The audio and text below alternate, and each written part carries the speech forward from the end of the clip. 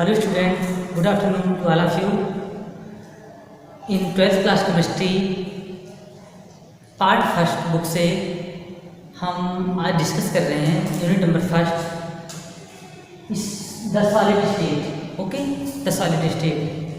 You also discussed this chapter in class 9th, state of matter.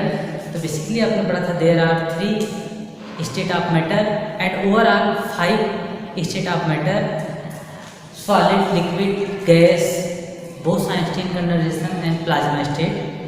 But in 12th class chemistry unit number 1st, in this session we discuss solid state, the solid state. Okay, so we know some common things about solid state and we see either and neither a various type of object which is solid state, like a stone, bricks, balls, iron and woods etc. are solid state.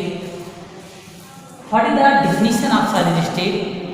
You know that solid has definite shape and size and volume and their density, and they have long range order, means the particles of the solid is attached by stronger force of attraction या strong force of van der Waals forces.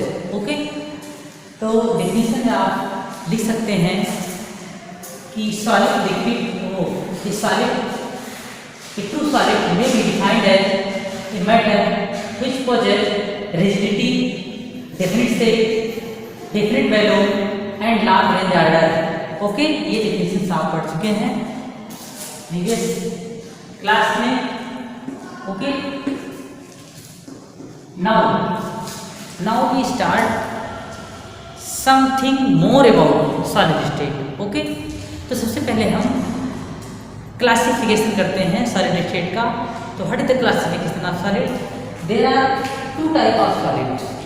One is crystalline solid, this is called true solid, amorphous solid. Okay, 2 type of solid है, crystalline solid होता है और एक amorphous solid होता है। तो what is crystalline solid? तो crystalline solid are those solid in which the regular arrangement of particles, okay, regular arrangement of particles या constituent their atom molecules are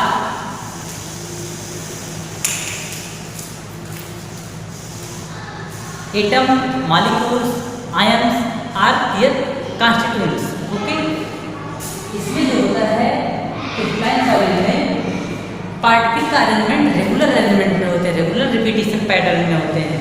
okay, and something about mode about crystalline solid, तो इनकी geometrical fashion भी क्या होता है, good quality का होता है। Crystalline solid have definite melting points and crystalline solid have definite heat of fusion and a definite crystalline lattice. Okay, इनकी मेल्टिंग पॉइंट भी डेफिनेट होती है और क्रिस्टल लैटिस जो उनकी जाल केच लाइक स्ट्रक्चर होता है वो भी निश्चित होता है।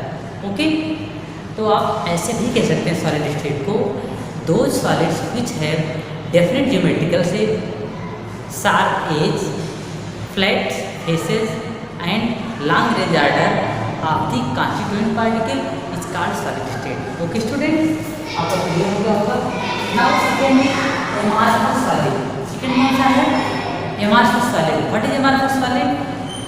तो those solids which do not have regular arrangement of its constituents particles are have short range order of their constituents is called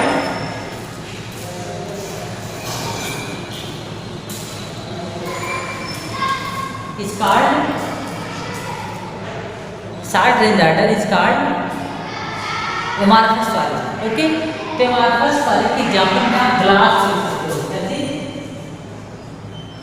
glass आपका बेस्ट एग्जांपल है amorphous solid का। ओके, अब अगर हम ये देखें कि what is the difference between crystalline and amorphous solid, तो अगर आपको दोनों के डिफिनेशन अलग अलग पता है तो आप दोनों में डिफरेंस को अच्छे से एक्सप्लेन कर लेंगे। ओके, तो what is the difference between crystalline and solid. तो आप डिफरेंस में देखिए, हमने 4 चीजें लिखी है ना।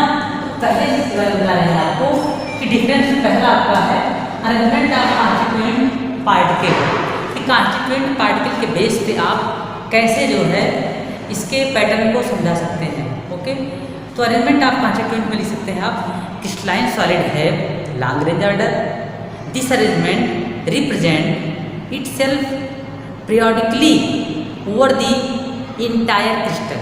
ओके, ये अपने पैटर्न को रिपीट करते हैं, मीन्स एक डेफिनेट इंटरवल पे एक लेयर, उसके ऊपर दूसरे पार्टिकल, तीसरे पार्टिकल, ऐसा अरेंजमेंट होता है। ओके, और क्या होता है, जबकि एमार्फस सॉलिड है वे regular arrangement of particle in a small region only, कि जो एमार्फस सॉलिड होता है उनका एक पार्टिकल का अरेंजमेंट होता है वो लॉन्ग रेंज ऑर्डर में नहीं होता है, थोड़े थोड़े दूर का होता है। तो एक डिफरेंस आपका हो गया, ठीक है ना। बाकी आप फिगर में भी समझ सकते हैं कि कैसे कैसे इसका बनता है। ओके, सेकेंड जो पॉइंट हमारी डिफरेंस की melting point and boiling, melting point and heat of fusion. Okay, means crystalline solid और एमार्फस सॉलिड में melting point and heat of fusion में क्या डिफरेंस होता है, ठीक है ना। तो आप इसमें समझ सकते हैं कि क्रिस्टलाइन सॉलिड है sharp melting point. Okay, the amorphous solid melt gradually over the temperature range, ठीक है ना, ओवर टेम्परेचर रेंज पे वो मेल्ट कर जाता है। Okay, they do not have sharp melting point. Amorphous solid के पास कोई शार्प मेल्टिंग पॉइंट नहीं होती है, वो पिघलना स्टार्ट हो जाता है। ओके, आगे क्या है, crystalline solid have definite heat of fusion.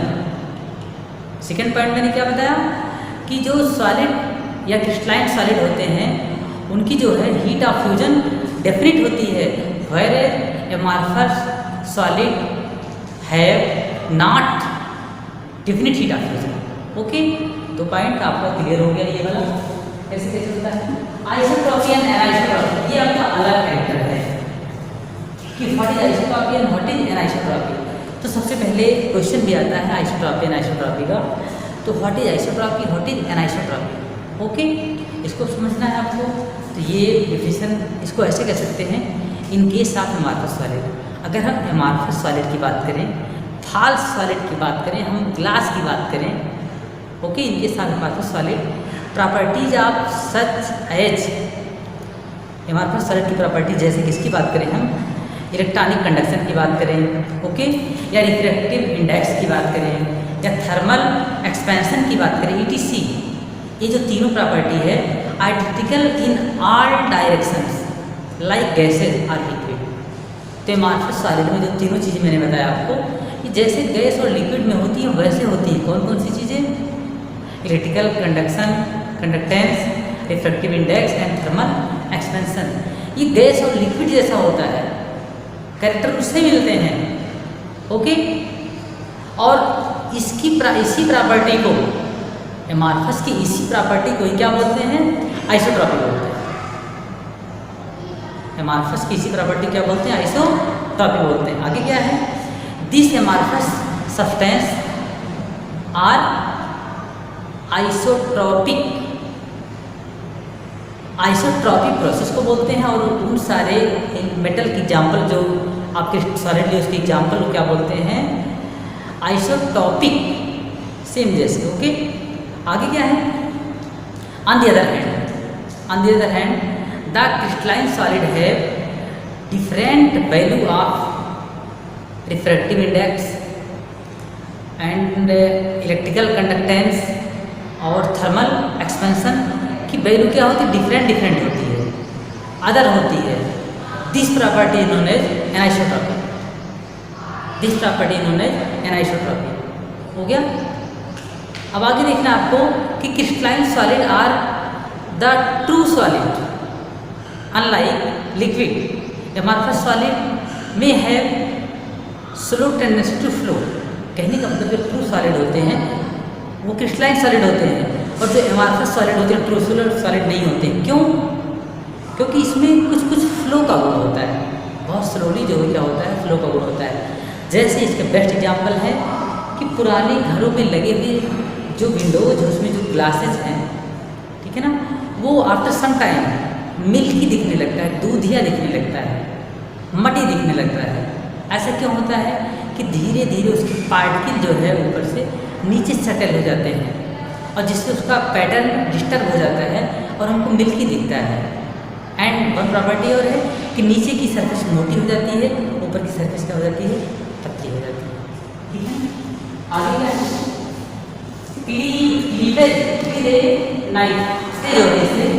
तो क्या होता है, जो एमार्फस सॉलिड होता है वो डेफिनेट रेंज में नहीं कटता है, और जबकि जो ट्रू सॉलिड होता है वो शार्प एड्ज में कटता है।